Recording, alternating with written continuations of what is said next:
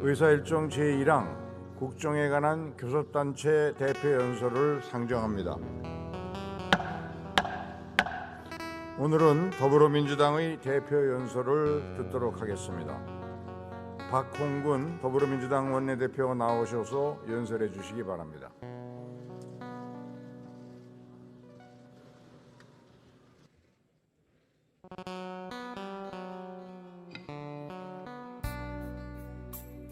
존경하는 국민 여러분, 재동포 여러분, 김진표 국회의장과 선배 동료 의원 여러분, 더불어민주당 원내대표 박홍근입니다.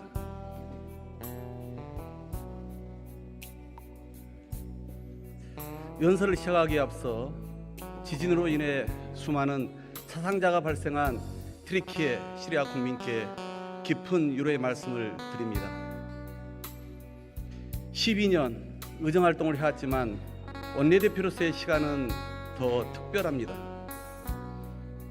어느 때보다 어렵고 무거운 책임을 맡아 야당이지만 국회 다수당으로서 끊임없이 여당과 협상을 해왔습니다.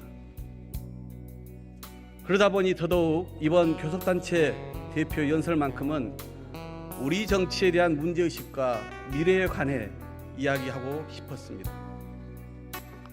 투표하지 않은 40%와 무조건 상대를 찍는 30%는 빼고 나머지 30%만을 바라보는 정치, 다수 국민과는 등지며 지지층의 표심만 얻기 위해 극한 대결로 치닫는 한국 정치를 저부터 성찰하며 실천 가능한 대안을 말씀드릴 참이었습니다. 그런데 지금 우리가 처한 상황이 이런 문제의식마저 너무 한가하게 만들었습니다. 국민 삶은 가파른 벼랑 끝으로 몰리고 있고 당장 대응해야 될 일들이 산적했습니다. 그래서 우리 국민이 직면하고 있는 이 현실을 이야기하지 않을 수 없습니다. 장사하면서 빚이 많아졌다. 폐를 끼쳐 미안하고 또 미안하다.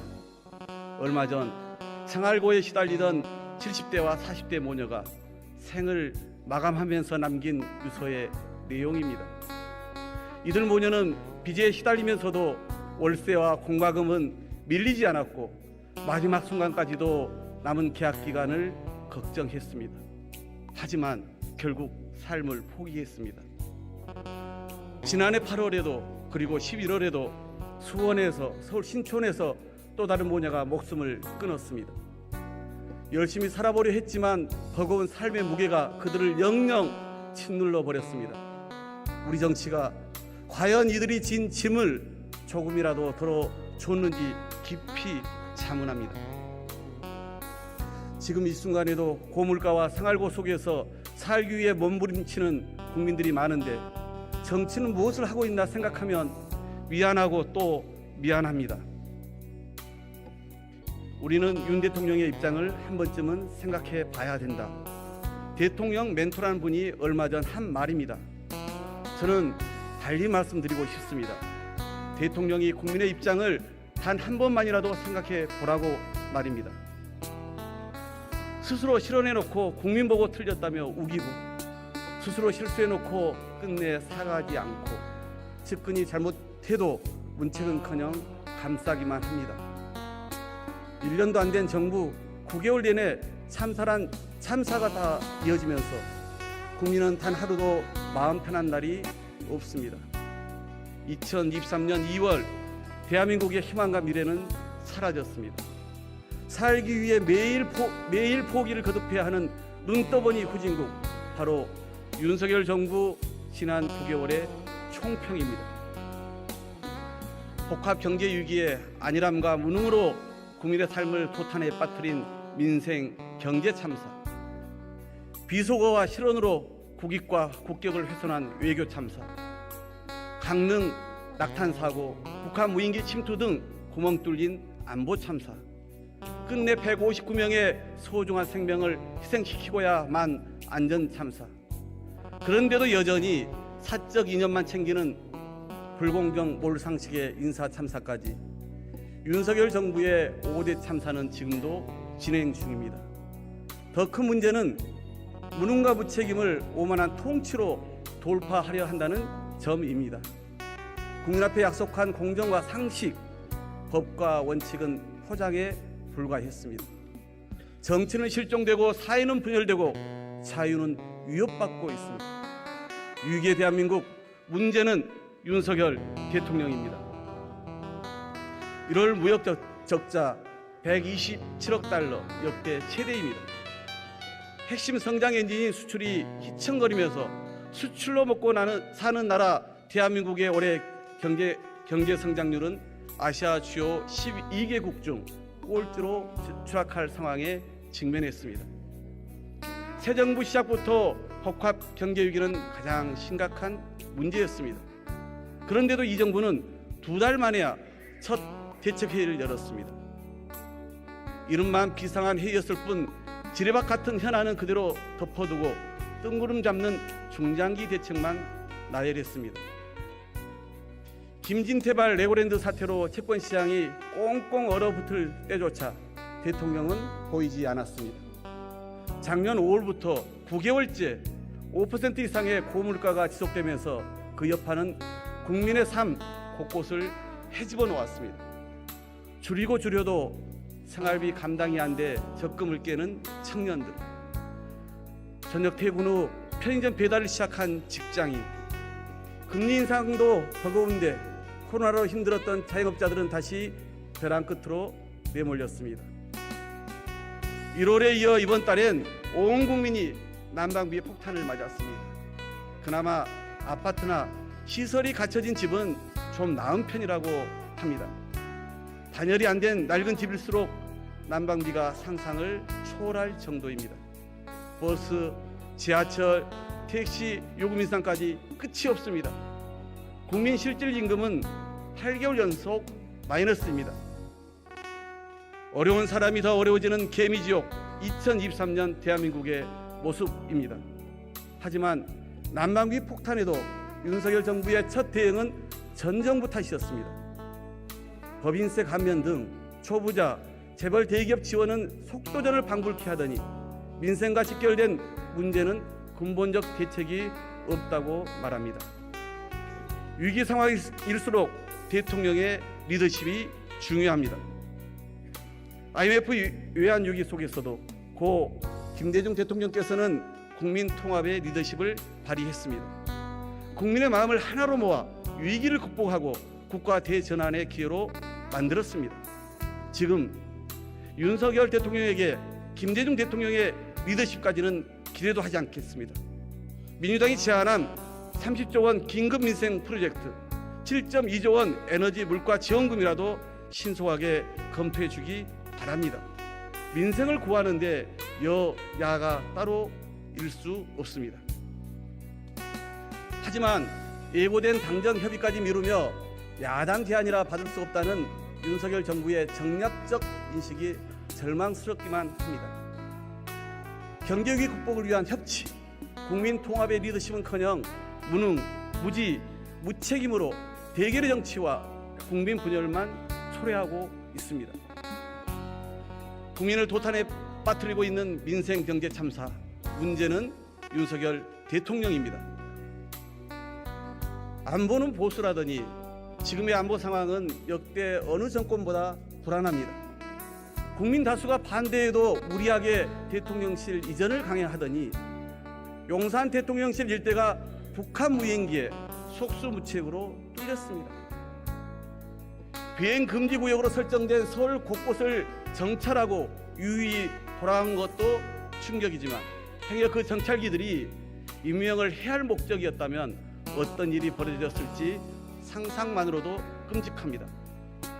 그런데 윤석열 정부는 북한의 무인기 침범과 관련해 사실을 은폐하는 데만 급급했습니다. 국군 통수권자인 대통령은 국가안전보장회의조차 주재하지 않았습니다. 대신 전쟁불사, 확정각오 등 끔찍한 말폭탄만 쏟아내며 한반도 긴장과 국민 불안만 고조시켰습니다. 대통령의 난데없는 핵무장 발언은 다음날 바로 미국이 부인하면서 또 다른 외교적 참사만 빚어졌습니다. 이뿐 아닙니다. 대통령이 순방길에 오를 때마다 이번엔 또 무슨 사고가 터질까 국민만 노심초사입니다. 바이든 날리면 비속어 논란에 이어 UAE에 적은 이란이라는 대통령의 발언의 파장도 지속되고 있습니다. 외계의 꽃이라는 정상회귀가 대통령 리스크로 덮이다 보니 국민 전체가 트라우마에 빠질 판입니다. 그런데 정작 윤석열 대통령은 적반하장 그 자체입니다. 굴종적 친일외교는 국민 전체를 모욕하고 있습니다. 전쟁 가능한 나라가 되겠다며 일본이 국가 안보 전략을 수정해도 이를 이해한다며 일본의 군사 대국화를 용인합니다. 대법원 판결마저 부정하고 일본 기업이 아닌 우리 기업에 강제징용 배상 책임을 전가하는 황당한 결정을 해놓고선 이를 해법이라 주장합니다. 눈앞에 닥칠 현실적 피해를 우려하며 우리 수산업계가 정부 대책을 요구하는데도 정작 후쿠시마 방사능 오염수 방출 문제에는 제대로 항변 한번 못하는 윤석열 정권. 국민은 정부의 돈 없는 친일 행보에 윤 대통령은 도대체 어느 나라 대통령이냐고 묻습니다. 대통령이 나서 긴장과 갈등을 높이다 보니 가뜩이나 어려운 경제가 더 어려워지고 있습니다. 연일 한국 경제의 신뢰를 떨어뜨리며 코리아 디스카운트를 심화시키고 있습니다. 국가 안위를 위태롭게 하고 국익을 훼손한 외교 안보 참사, 문제는 윤석열 대통령입니다. 영국 이코노미스트 조사 결과 우리나라 2022년 민주주의 지수가 무려 8단계나 강등했습니다. 2008년 이후 줄곧 완전한 민주국가로 평가받던 한국이 2015년 국정농단 사태로 결함 있는 민주국가로 분류된 후 어렵게 되찾은 민주주의가 또다시 위협받고 있습니다. 검사가 수사권 가지고 보복하면 그게 깡패지 검사입니까? 6년 전 윤석열 국정농단 특검팀장의 이 말은 대통령이 되자 180도 달라졌습니다. 대통령이 검찰권을 사유화하고 야당 탄압과 정치 보복에 남용하고 있습니다. 대선 경쟁자였던 야당 대표는 물론이고 전 정부 인사들까지 모조리 수사 대상이 되었습니다. 검찰이 피의 사실을 흘리고 언론 플레이를 통해 피의자로 낙인 찍은 후 무차별 압수수색 소환과 기소가 뒤따릅니다. 답장러 결론을 향해 무소불위의 힘을 휘두르는 윤석열 검찰은 권력 남용의 끝판왕입니다. 검찰에 의한 정치적 자의적 수사가 판을 치고 대통령 자신과 가족만 애가 되는 선택적 법과 원칙을 강요할 뿐입니다. 야당 유죄, 윤심 무죄인 윤석열 검찰에서는 정의의 여신 디케이저우는 완전히 망가져 버렸습니다.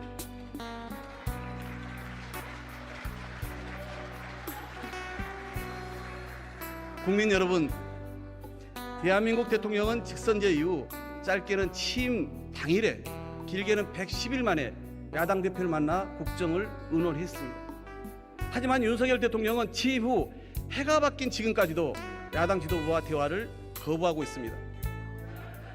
용산의 여의도 출장소로 전락한 집권 여당은 윤심 살피는 데만 혈안이 되어 민심을 외면한 지 오래입니다. 입법부를 행정부의 하급 기관쯤으로 생각하는 대통령에 맹종하기 바쁩니다. 대통령에 의한 대통령을 위한 전당대회, 구시대의 당대표 지명대로 전락한 집권여당의 막장 전당대회는 지켜보는 것조차 힘듭니다.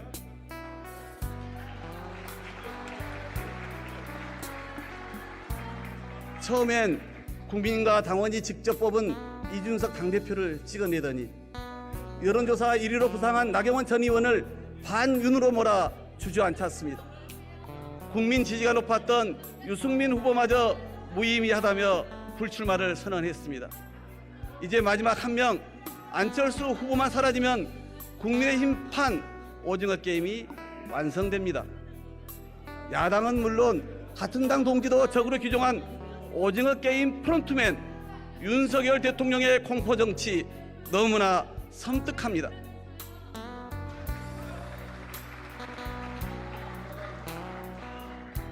민주주의를 위협하는 윤석열 정부의 행태는 입법, 사법, 행정에 이은 제4부 언론에 대해서도 마찬가지입니다.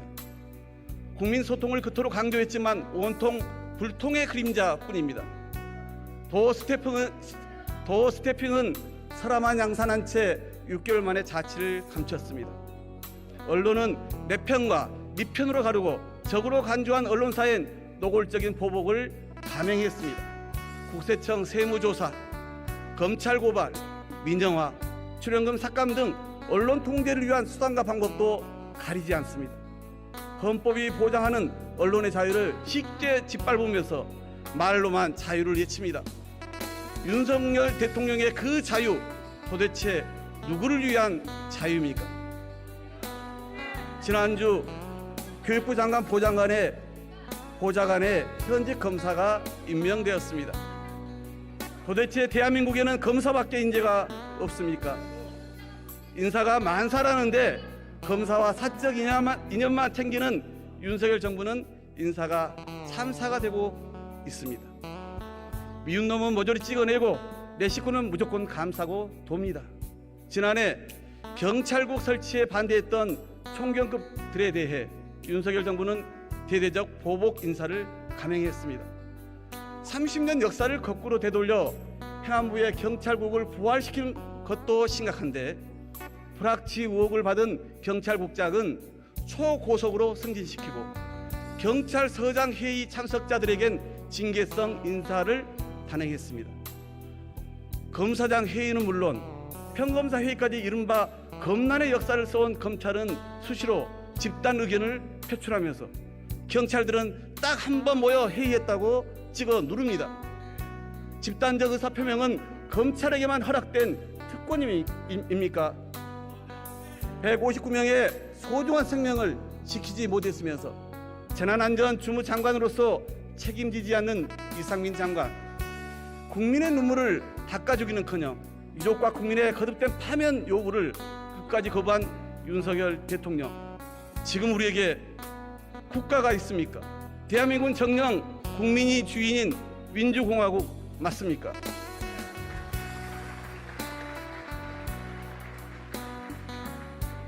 윤석열 대통령은 국민의 대표가 아니라 여전히 검사들의 대당 노릇을 하고 있습니다. 무오류의 독단에 빠져 국민의 요구마저 무시하며 제 식구 감싸기와 검찰 천하의 권위주의로 일관하고 있습니다. 검사 시절의 특권 의식은 전혀 바뀌지 않았습니다. 대통령이 달라져야 합니다. 윤석열 대통령은 불통과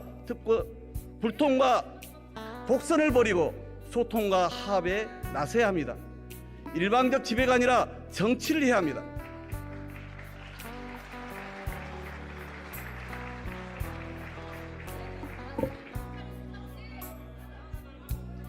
대통령의 국회 무시 행태가 도를 넘고 있습니다. 지난해 예산안 처리 과정 떠올려 보십시오.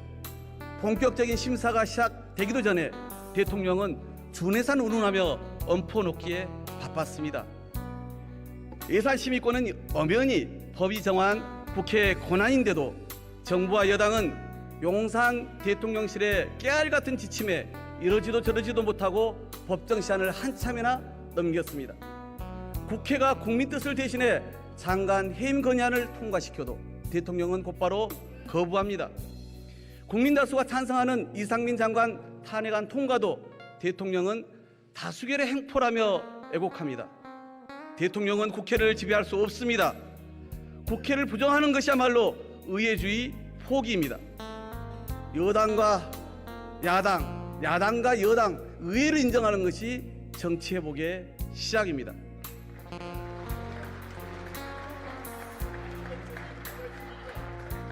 리더가 오류와 오판을 예방하려면 나와는 다른 세계에 속한 외계인을 만나라. 전문가들은 좋은 리더의 조건으로 이같이 얘기합니다. 그런데 야당과 대화도 않고 설득도 않는 윤석열 대통령, 외계인도 만나라는데 야당을 못 만나다니 말이 됩니까? 하물며 더 좋은 정치로 국민의 선택을 받기 위해 서로 경쟁하는 야당과 여당은 협력의 대상이지 적이 결코 아닙니다. 대선 경쟁에 불편한 상대였다는 해묵은 감정과 피자라서 만날 수 없다는 검찰총장 같은 핑계는 모두 내려놓고 위기 극복을 위해 직접 협조를 구하는 손을 내밀어야 합니다. 대통령과 당대표 후보가 어떻게 동격이냐? 이 대통령 정무석의 발언에 온 국민이 경악했습니다. 국회의원 한 명 한 명은 국민이 선출한 독립된 헌법기관이지 대통령의 부하가 아닙니다. 대통령과 여당 대표의 관계도 상호 보완적이고 협력적이어야지 수익적이고 일방적이어서는 안 됩니다. 그런데도 기어코 꼭두각시 대표를 앉혀 공당을 지락펴락하겠다는 발상은 민주주의 사회에서 절대 용인될 수 없습니다.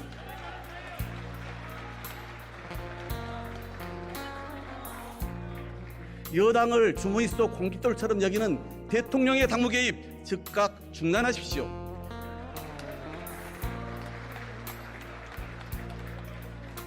야당 수사 정적 탄압에는 물불 가리지 않으면서 김건희 여사 앞에서만 작아지는 윤석열 검찰. 야당 대표는 불송치 결정이 끝난 사건도 들춰내면서 김건희 여사 주가 조작 의혹은 새로운 증거가 쏟아져도 모르쇠로 일관합니다. 급기야 전직 검사 출신 곽상도 전 의원의 50억 뇌물수수가 무죄라는 판결까지 나왔습니다. 대통령이 입이 마르고 닳도록 주장했던 공정과 상식은 대체 어디로 갔습니까? 하루아침에 사법정의가 무너지고 있습니다. 도이치모터스 주가 조작 사건 1심 판결은 부실한 검찰 수사와 어정쩡한 재판부가 합작한 결과였습니다. 공소장에 김건희 여사가 200번 이상 등장하고 공판 중 300회 이상 이름이 언급되었지만 검찰은 단 한 번도 소환 조사를 하지 않았습니다. 이에 재판부는 실패한 시세 조정이라며 공범들 모두 집행유예라는 솜방망이 처벌을 내렸습니다. 대통령실은 기다렸다는 듯 1심 선고가 나자마자 공범의 공소시효가 만료됐으니 김 여사 의혹도 종결됐다며 서둘러 셀프 면죄부 주기에 바빴습니다. 검찰과 재판부, 대통령실이 삼위일체가 되어 김건희 고하기에 나섰습니다. 대체 누가 대통령입니까? 불소추 특권이 김건희 여사에게도 적용됩니까? 김건희 여사는 죄가 있어도 신성 불가침인 것입니까? 재판부가 공소시효를 인정한 2010년 10월 21일 이후에도 김건희 여사 주가 조작 개입 의혹은 차고 넘칩니다. 단순한 전주가 아니라 통정매매 등 주가 조작에 직접 나선 정황이 드러났습니다. 이제라도 성역 없는 수사로 무너진 사법정의를 바로 잡아야 합니다.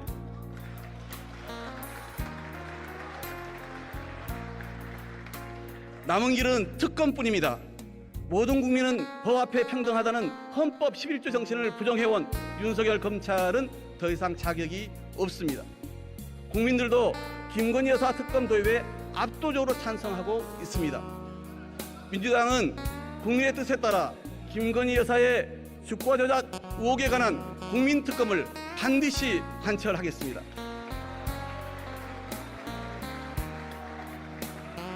대통령은 위기에 처한 민생을 보듬고 소외된 국민의 목소리를 들어야 합니다.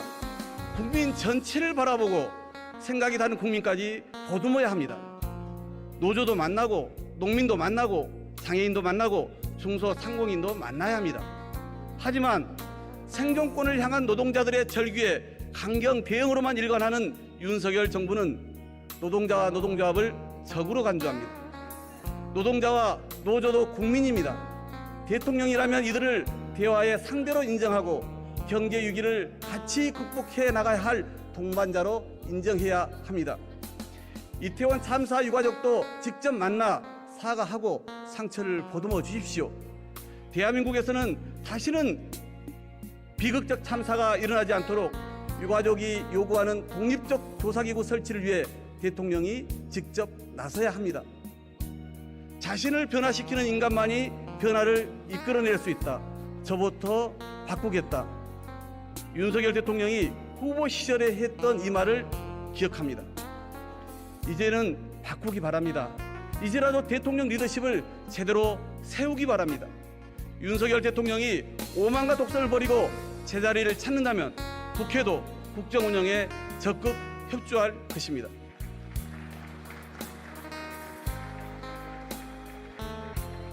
우리 국회도 스스로 뼈를 깎는 혁신을 해야 합니다.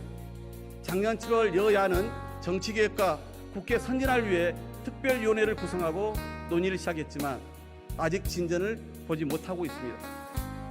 승자 독식의 제왕적 대통령제가 낳은 폐해를 극복하고 얻은 표만큼 국민의 다양한 목소리를 대표하는 권력구조와 선거제도 개혁을 반드시 이뤄내야 합니다. 상원도 아닌 법제사법위원회가 월권을 행사하지 못하도록 하고 각 상임위원회에서 당 지도부 지시가 아닌 소속 의원의 양심과 소신에 따라 입법을 책임지도록 국회법을 하루빨리 개정해야 합니다. 매년 날림 심사라는 비판을 받은 국회 예산결산 시스템도 개선이 시급합니다. 예산결산 특위를 상설화하고 심사의 전문성을 대폭 강화해야 합니다. 국회 의사결정 방식도 과감히 바꿀 때입니다. 지금처럼 한 정당이나 소수 의원이 강력히 반대하면 시급한 민생 현안 입법이건 중요한 국가 의제 입법이건 기약 없이 지체되어 식물국회라고 비판받습니다. 안건 조정 등 이견 해소를 위한 시스템을 전면 정비해야 합니다. 쟁점이 확연한 법안과 정책 현안은 수기와 공론화의 장을 충분히 보장하되 끝내 입장 차이가 좁혀지지 않는다면 민주주의 원칙인 다수 의견을 수용하고 존중해야 합니다. 2년마다 원구성 문제가 국회 운영에 걸림돌이 되는 현실도 이제는 바로 잡아야 합니다. 의장 선출, 상임위원장을 포함한 위원회 구성 등에 관해 국회법의 절차를 명확히 규정함으로써 원구성 지연에 따른 불필요한 논란과 국민 불신을 없애야 할 것입니다. 코로나 팬데믹이 3년 넘도록 영향을 미치면서 양극화가 심화되었습니다. 보편적 복지와 최저 임금의 길에서 간신히 버텨온 취약계층은 경제 위기까지 겹쳐 삶 전체가 위협받고 있습니다. 경제적 양극화도 심화되었습니다. 2022년 상하이 20% 가구 간 평균 자산 격차는 64배로 역대 최대를 기록했습니다. 자영업자, 화물 노동자 등은 고물가로 극심한 고통을 겪었지만 고육과 호황을 누린 정유사들은 역대급 성과급 잔치를 벌였습니다. 고금리로 소상공인과 연끌한 직장인들의 가처분 소득은 확연히 줄었지만 4대 금융지주는 이자 수익 증가로 16조 원에 육박하는 역대 최대 수익을 거뒀습니다. 코로나 특수를 누린 소수 재벌 대기업과 슈퍼 부자들의 몫을 다수 국민과 나누자는 민주당의 횡재세 제안에 국민 과반이 찬성하지만 정부 여당은 무조건 반대만 합니다. IMF 외환위기 당시 정부가 엄청난 공적 자금을 지원해 수많은 금융기관을 회생시켰듯이 구조적 위기로 인한 사회적 약자, 취약계층의 어려운 삶에도 국가는 마땅히 지원해야 합니다.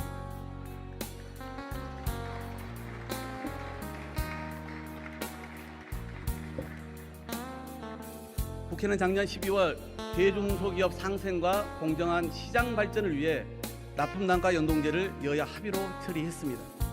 농민, 중소기업과 소상공인 등 우리 사회 수많은 을을 위한 입법에 정부 여당의 전폭적인 협조를 요청합니다. 양곡관리법도 2월 국회에서 처리해야 합니다. 중소기업 협동조합법도 조속히 개정해 대기업과의 관계에서 중소기업들의 공동교섭권을 보장해야 합니다. 코로나 시기 급속히 성장한 온라인 시장 변화에 맞게 거래 공정화를 위한 온라인 플랫폼법 제정도 늦출 수 없습니다. 정부가 내놓은 표준 운임제와 지입제도 개선 등으로는 화물 노동자의 생존과 국민의 안전은 물론 유관 산업의 상생 발전을 기대하기 어렵습니다. 이 당사자가 모여 함께 해결해야 합니다. 경제 민주화는 어느 한쪽을 위한 제안이 아닙니다. 같이 사느냐 함께 죽느냐의 문제입니다. 법률을 통해 경제민주화의 대상과 범위를 넓히고 정치의 책무를 더욱 강화해 나가야 합니다. 존경하는 국민 여러분, 이번 겨울에 혹독한 추위는 기후위기의 직접적 결과였습니다. 지구온난화로 북극 찬 공기가 엄습하여 동아시아 각지까지 기록적인 한파를 초래해 대규모 인명피해를 낳았습니다. 앞으로 점점 더 많은 희생과 대가를 치르게 될 것입니다. 이미 우리에게 다가온 미래를 이제 속도감 있게 대응할 때입니다. 최근 유럽연합은 그린딜 산업계획 초안을 발표했습니다. EU 영내에서 태양광, 풍력, 청정수소 등을 생산하면 규제를 대폭 완화해주고 대규모 인센티브를 제공하는 유럽판 IRA를 선언한 것입니다. 수출 중심 국가인 우리나라는 미국 전기차 수출 피해에 더해 이제 유럽에서도 막대한 피해를 입게 될 위기입니다. 1980년대 이후 계속되어 온 자유무역주의는 기후위기 대응과 자국 내 산업 일자리 확대를 위해 신보호 무역주의로 급속하게 재편 중입니다. 녹색기술 패권 경쟁이 전면화되고 있습니다. 기업의 필요 전력을 100% 재생에너지로 하겠다는 아리백은 이제 캠페인 수준을 넘어 기업 경쟁력의 핵심이 되었습니다. 하지만 윤석열 정부만 딴 세상입니다. 대한민국만 재생에너지 목표를 후퇴시키고 있습니다. 녹색기술 패권 시대를 헤쳐갈 해법도 전략도 보이지 않습니다. 이대로 가면 재생에너지 부족 때문에 국내 제조업 공장은 미국이나 유럽으로 이전하고 국내 산업과 일자리는 공동화될 것입니다. 민주당은 이미 밝혔듯 미국과 EU에 상응하는 녹색 산업 육성 지원법, 즉 한국판 IRA 법을 조속히 마련하겠습니다.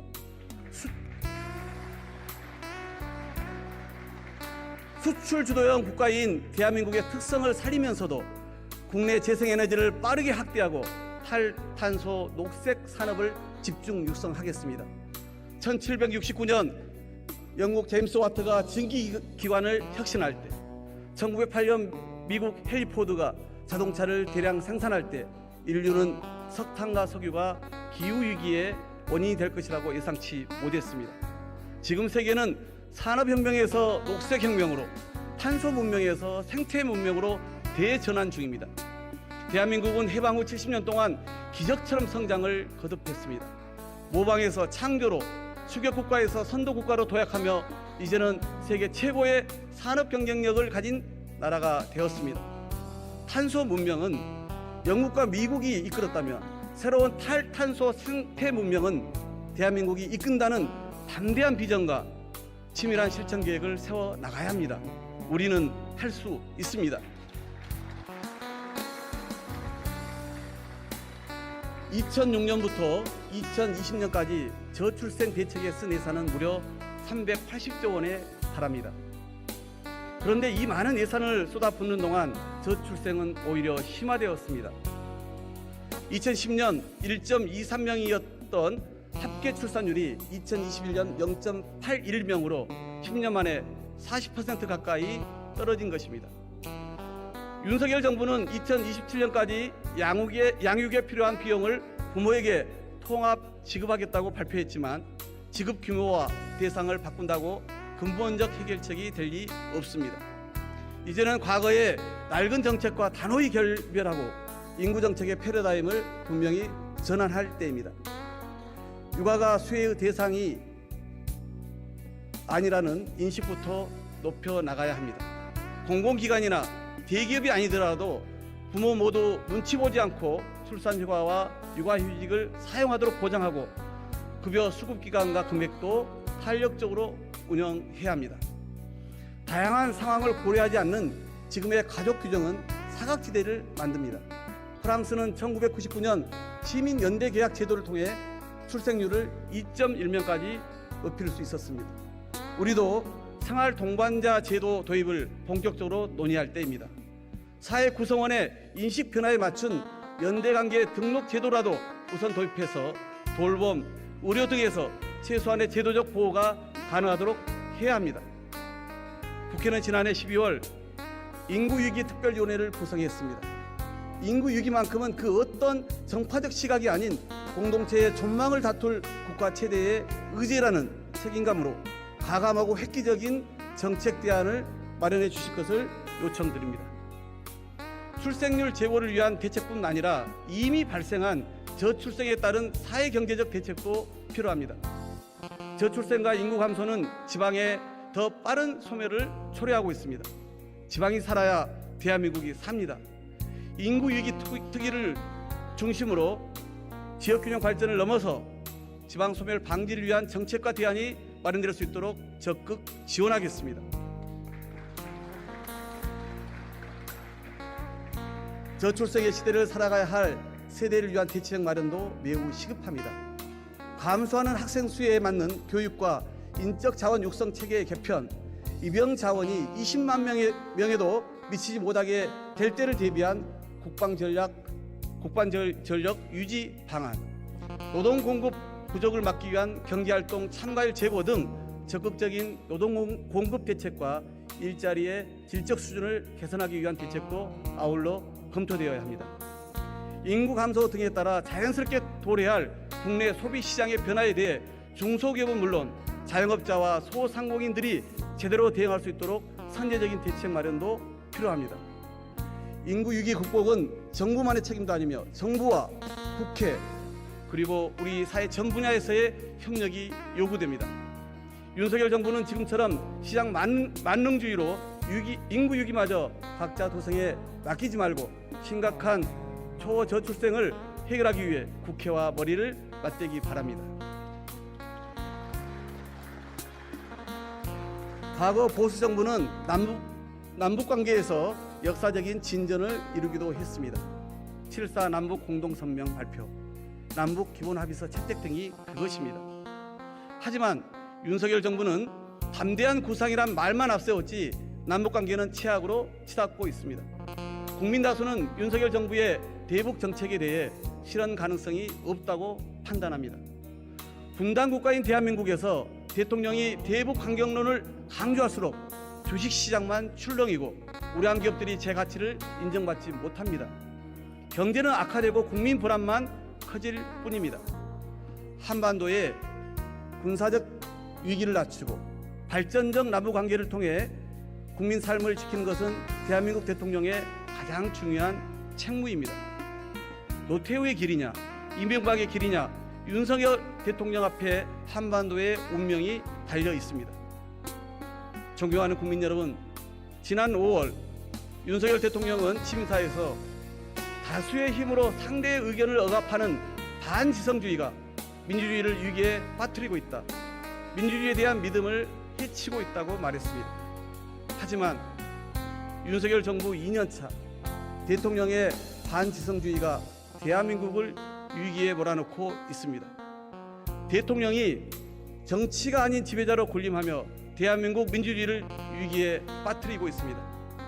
윤석열 대통령이 힘들고 어렵지만 가야 할 정치의 길을 버리고 쉽지만 가지 말아야 할 지배의 길을 가고 있기 때문입니다. 지금이라도 바로 잡아야 합니다. 민주당이 국민과 함께 바로 잡겠습니다. 이 땅의 민주주의를 이룩한 것도 국민이었듯 지금의 위기를 극복하는 것도 국민과 함께라면 할 수 있습니다. 희망과 미래를 살리는 정치, 민주당이 국민과 함께 하겠습니다. 경청해 주셔서 감사합니다.